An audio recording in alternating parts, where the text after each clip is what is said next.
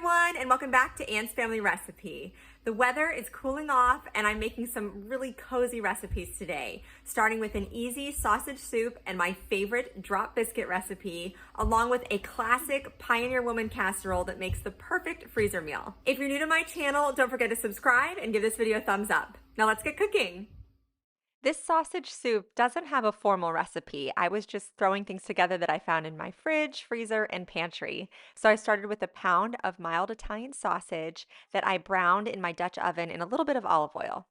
While the meat was cooking, I diced up one onion and added it in so that it could soften.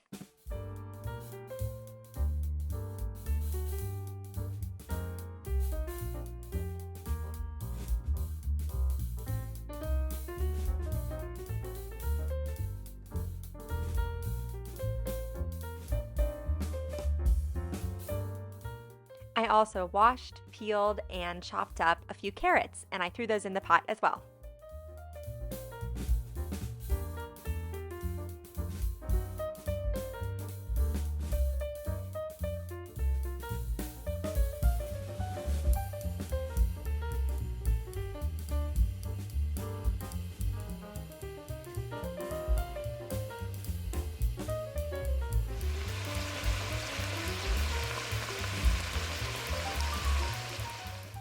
Next, I made the broth. So I like using this chicken base that I get at Sam's Club.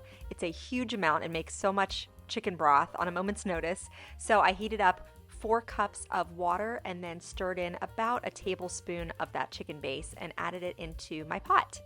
Now, incidentally, I have an incredible creamy sausage and tortellini soup recipe here on my channel, so I'm going to link that for you down below in the description box.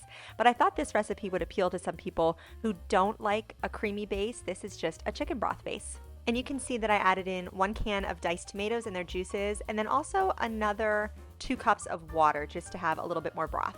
I added a teaspoon of Italian seasoning and a bay leaf, and then brought this to a simmer.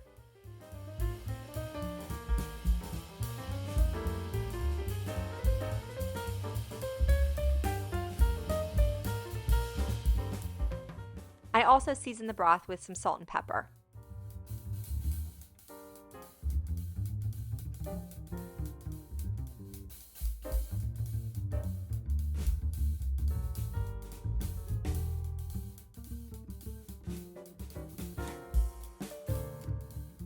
Next, I grabbed a package of tortellini from my freezer and I put that in just for a few minutes. It does not take long to cook tortellini. You just need to stir it around in the simmering broth and it'll kind of rise up to the top and you'll know that it's done. I also had about half a bag of chopped frozen spinach in my freezer, so I threw that in too. This did not take long at all to come together. It's a simple one-pot meal with great flavor and it was super cozy too. So on the side of my soup, I decided to make some biscuits, and these are so easy because they're drop biscuits. You don't need to cut them out. You just scoop them up and drop them on your pan to bake them. For the dry ingredients, I whisked together 2 cups of all-purpose flour, 1 tablespoon of baking powder, 1 tablespoon of sugar, and a 1/4 teaspoon of salt. Then you just add 1 stick of unsalted butter that's melted and cooled slightly, and 1 cup of milk. And then you can stir that all together, and that's your dough.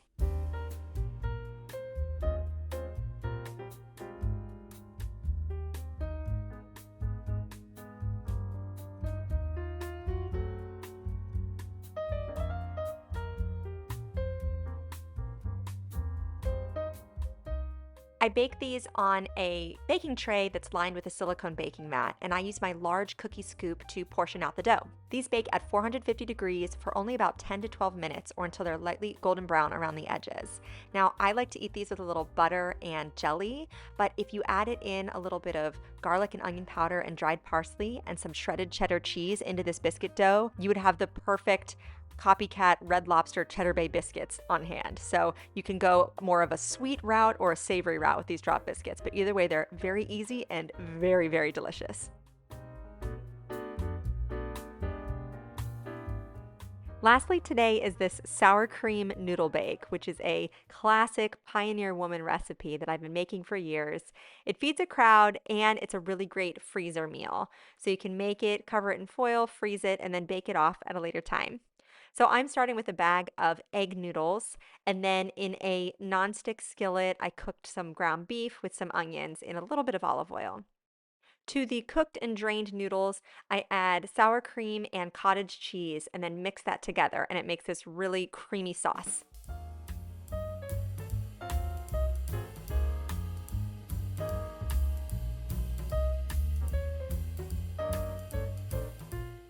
For some color and a mild onion flavor, I chopped up some green onions as well and stirred those into the noodles.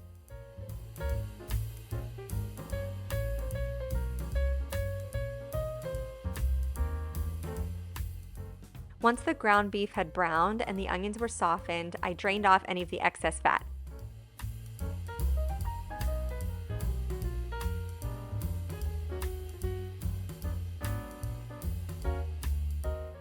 I happen to have a bag of my homemade spaghetti sauce in the freezer, so I thawed that out and used that as the tomato sauce element in this dish.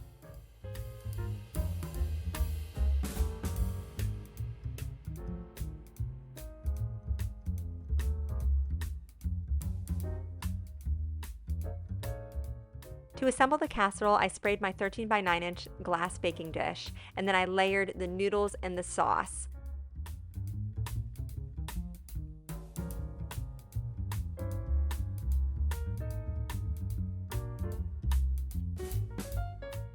On top of this, I sprinkled some shredded cheddar cheese, and then I did another round of noodles, sauce, and shredded cheddar.